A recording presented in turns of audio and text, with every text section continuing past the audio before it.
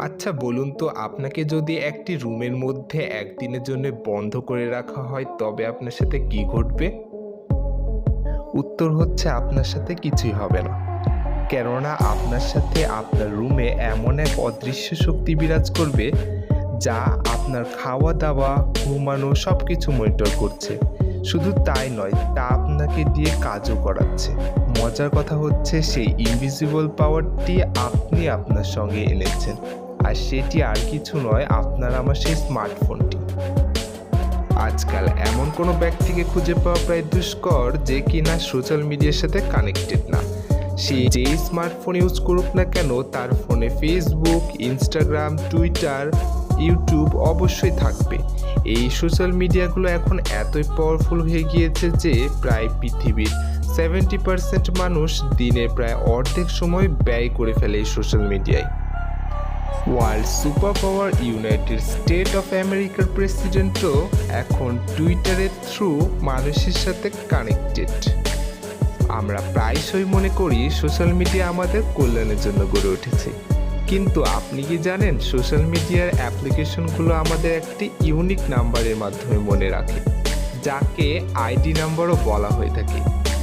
জেলখানার কয়েদিদেরকে যেমন একটি ইউনিক নাম্বারের মাধ্যমে ডাকা হয়, ঠিক তেমনি সোশ্যাল মিডিয়াও আমাদেরকে এক এক ইউনিক নাম্বার দ্বারা আইডেন্টিফাই করে।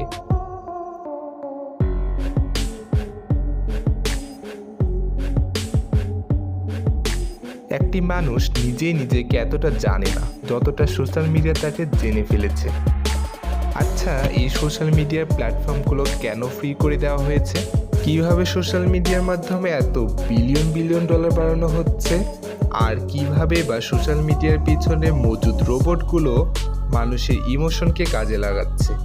আর সবচেয়ে অবাক করা বিষয় হলো এই জিনিসগুলো এতই আউট অফ কন্ট্রোল কিভাবে বা হলো যে এদেরকে বানানো ইঞ্জিনিয়ারগুলো একে থামাতে পারবে না।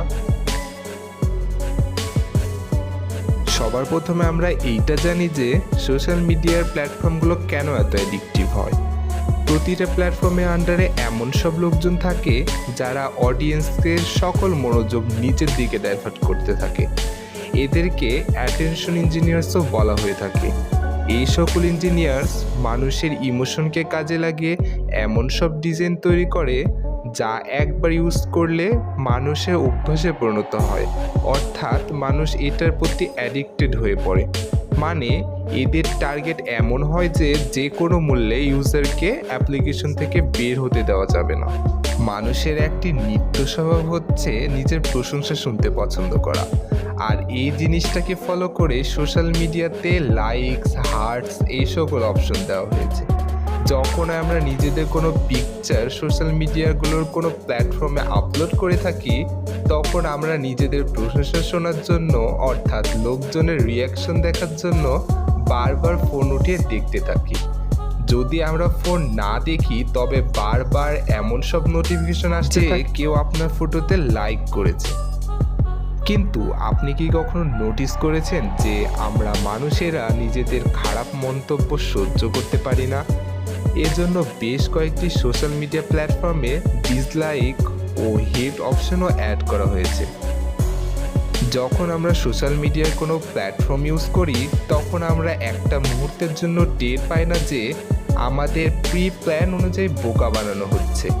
আমাদের না চাওয়ার বিরুদ্ধেও আমাদের ইন্টারেস্ট, ফটোস, ভিডিওস আর ইভেন্টস দেখানো হয়ে থাকে। এইটা পুরো চেষ্টা করা হয় যে আমরা স্ক্রোল করতে থাকি আর ভিডিও দেখতে থাকি। এর সাথে সাথে মানুষের নেচার এটাও যে সবসময় নিজেকে অন্যের সাথে তুলনা করা, এজন্য নিজেদের বেশি অ্যাট্রাকটিভ করার চেষ্টা করতে থাকে।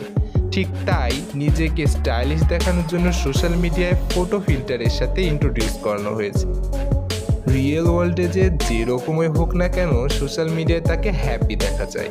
আমাদের ফ্যান্স আমাদের লাইফের ওই অংশটাই দেখে যেটা ফিল্টার লাগিয়ে লাগিয়ে আরও অ্যাট্রাকটিভ করে রাখি আমরা। তাই ওইসব লোকেরাও নিজেদের আরও স্টাইলিশ দেখানোর চেষ্টা করতে থাকে। বিষয়টা এখন এতই দূরে পৌঁছে গেছে যে আমরা ফটোস, ভিডিওসে কয়েকটা লাইক পাওয়ার জন্য এমন সব অ্যাক্টিভিটি করি যেগুলো আমাদের রিয়েল লাইফে কখনোই অ্যাফোর্ড করতে পারবো না। আর এই সব কোনো ইত্তেফাক নয়, বরং এটি একটি প্ল্যান্ড প্রোগ্রাম যা আমাদের দ্বারা করানো হচ্ছে। মেডিকেল এক্সপার্টসরা বিগত কয়েক বছর ধরে এক অদ্ভুত ডিজিজ লক্ষ্য করেন, যাকে সোশ্যাল মিডিয়া ডিপ্রেশন নাম দেওয়া হয়েছে। সোশ্যাল মিডিয়ার লাখো লাখো যুবক যুবতীরা এই ডিজিজে আক্রান্ত। এক্সপার্টসরা বলেন, যখন আমরা অন্যের লাইফ এর ফেক পার্ট সোশ্যাল মিডিয়ায় দেখি, তখন আমরা নিজেকে তার সাথে কম্পেয়ার করতে থাকি। আমরা এমন সব মানুষকে ইমাজিন করি যারা মাত্র 1% লাইফ টাইম সোশ্যাল মিডিয়ায় শো করে, আর বাকি 99% সময় লুকাতে থাকে। এই ডিজিজে আক্রান্ত ব্যক্তিরা সোশ্যাল ফিড দেখতে থাকে আর অন্যের জীবনের ফেক পার্টের সাথে নিজেকে ইমাজিন করতে থাকে।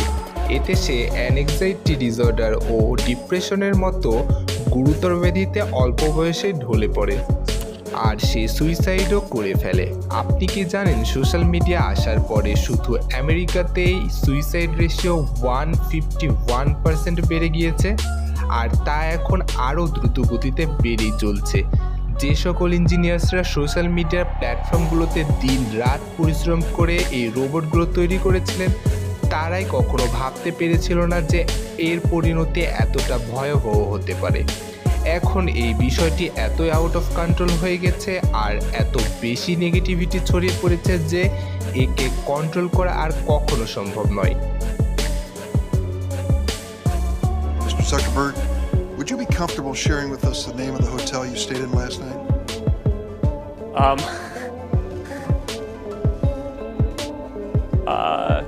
No. If you've messaged anybody this week, would you share with us the names of the people you've messaged? Senator, no, I would probably not choose to do that. এইরকম informative আরও video পেতে চ্যানেলটিকে অবশ্যই subscribe করে রাখবেন। আর আপনি যদি Facebook page থেকে ভিডিওটি দেখে থাকেন তবে অবশ্যই